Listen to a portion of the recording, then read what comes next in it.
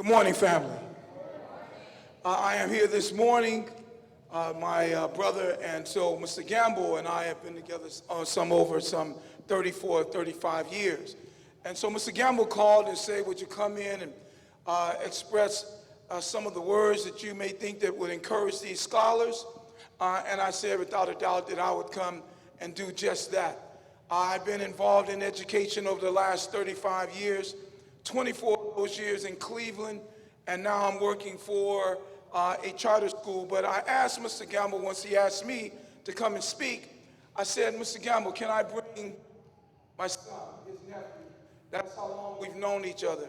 He knew me before my son, and now I stand here with my son. But in just this quick time that I have for my families and for my scholars, I want you to understand that these times happen so very quickly. For my parents and for my students, it was done once, but I think we need to do it again, and I need you to be super excited about this. Let's stand up and give these family members a round of applause to let them know how much you really love them. Thank you, thank you. And for my families, please let's stand and give a round of applause to our young scholars. This road, as the young man has said, this road that they've taken is not an easy road. These are some very, very tough times. And so when I talk about family, and you will continue to hear me talk about family, family means that you take some type of ownership. You have to take some type of ownership. But everything that we do has to have an intention to it. So you're going to hear me talk a little bit about doing things intentionally.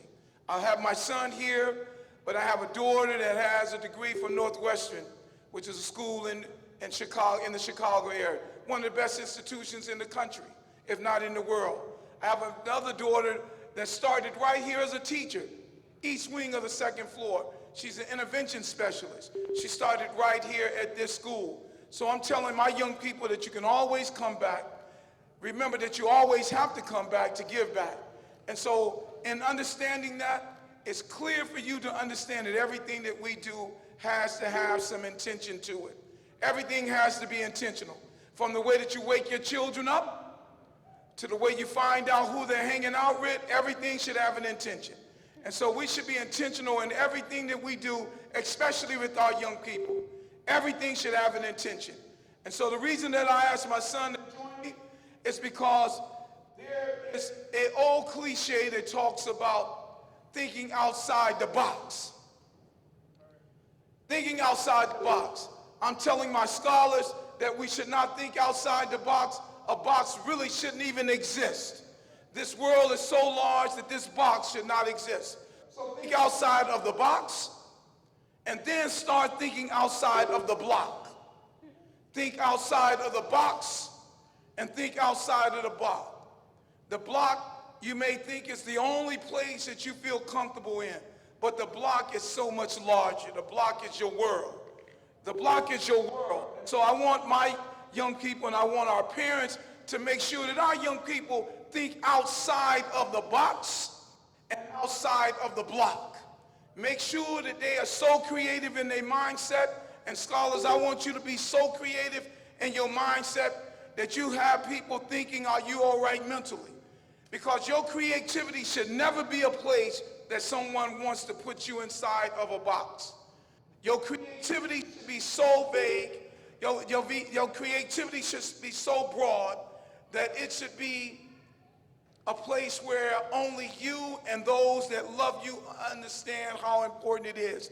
And so when I say think outside the box, I told my son to think outside the box. And so my son attends Lake Erie College in Painesville, Ohio. He plays on their football team there. He's the president of their Black Student Union.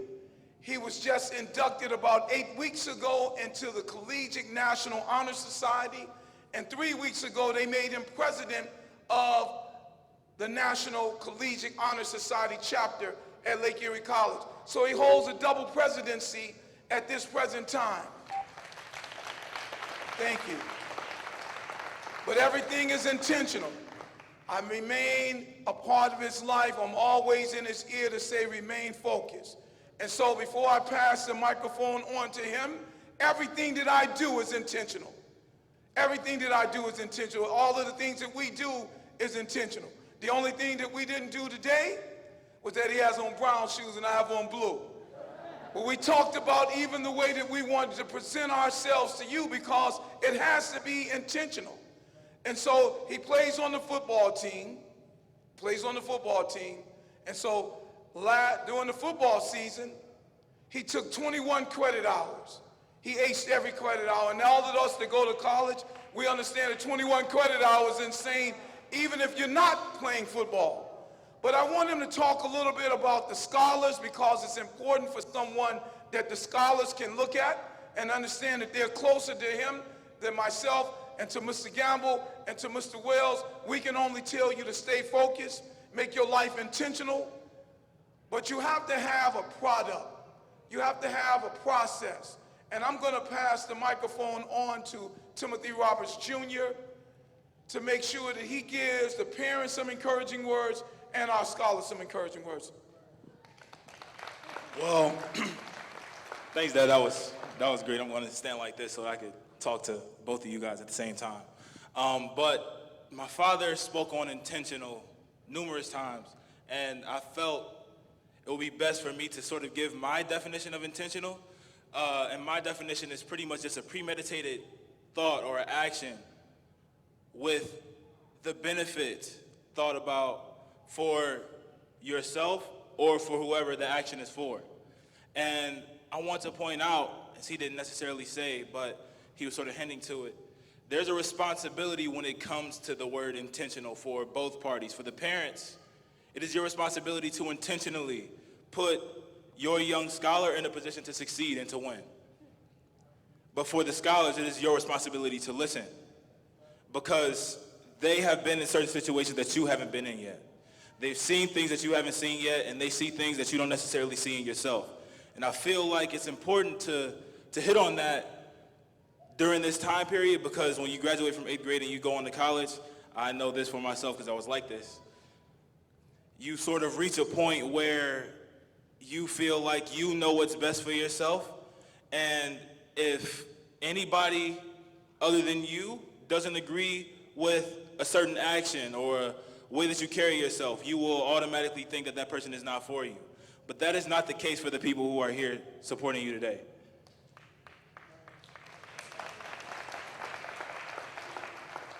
You may know yourself like nobody else does, but they see things in you that you do not yet see in yourself.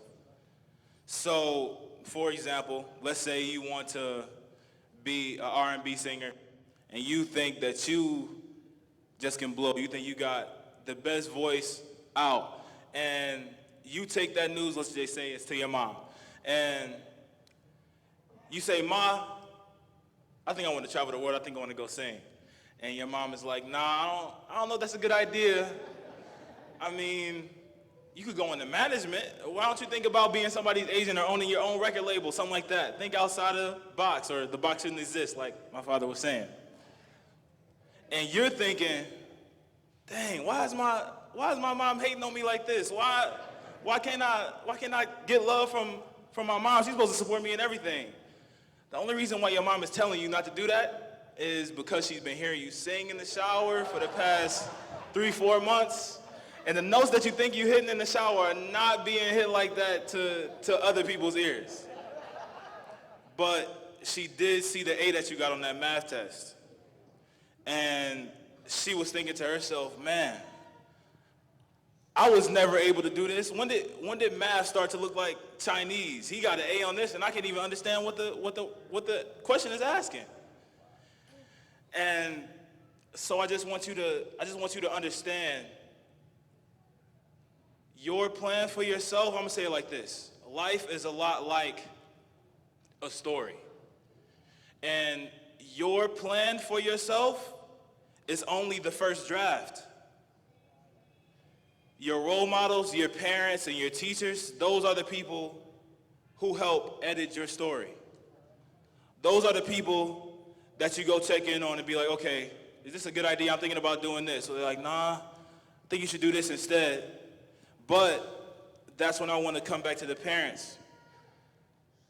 The responsibility because of that is even greater, because now you have to put yourself in a position or in a mind frame to understand that your dreams for them are not their dreams.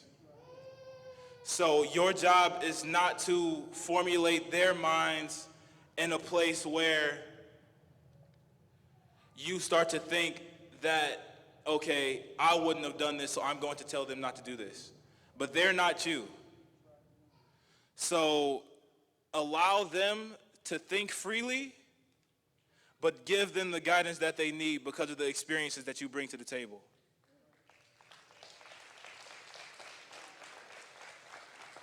So with that being said, touching on this intentional word again, when you do that, that intention will then rub off on them.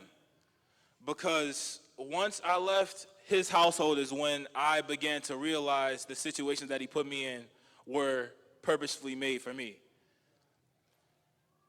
That is the reason why I do so much in school, because I believe in intentionally putting myself in a position to struggle and get success, to continue to learn and continue to make myself better. Everybody knows the phrase, iron sharpens iron. You can't sharpen the sword with cotton. It just won't work. So to my parents, please understand the responsibility that you have. To the students, as you're moving on to this next step in life, please understand that they want what's best for you. And as of right now, the best thing that you could do is listen. Thank you.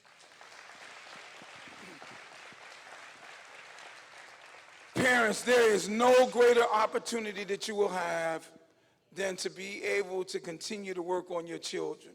And young people, there's no greater opportunity than you will have to listen to those that are trying to lead you in the right direction. So to the class, to my scholars, I want you to become a freshman twice and a senior twice. A freshman twice and a senior twice.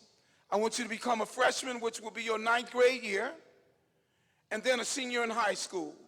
Then I want you to become a freshman in college or at a university, and then a senior in college at a college or university. Twice. So what I'm saying is that this is just the first stop. Class of 19, class of 23, class of 27, class of 19, class of 23, class of 27. I want you to bring that into your spirit so you'll understand that you are the class of 19, the class of 23, and the class of 27. As long as you can understand that you have that in your sights, then you won't allow anyone else inside the box, outside the box, inside the block, outside the block, to stop you from getting to the place that you need to be. If no one has told you today that they love you, I love you. If no one has told you today that I love you, I love you. And as parents, please get that into their spirits. When they wake up in the morning, don't take it for granted. Let our young people know how valuable they are to the most brilliant and talented group that I've ever seen in my entire life sits on this stage. To most talented and the most powerful young group of people assembled in one area sits on this stage right now. To the most talented and most powerful and most brilliant group of young people sit on this stage right now. The books will tell the story, the history will tell the story, and then we will go out and tell the story. Thank you for giving us this great opportunity to spend time here with you this morning. I have so many family members. My brother here to my left, we've been together for years. My other brother, Mr. Gamble, and my new brother that is doing things in the background as he does things. I just appreciate you guys for giving us the opportunity. Thank you, parents.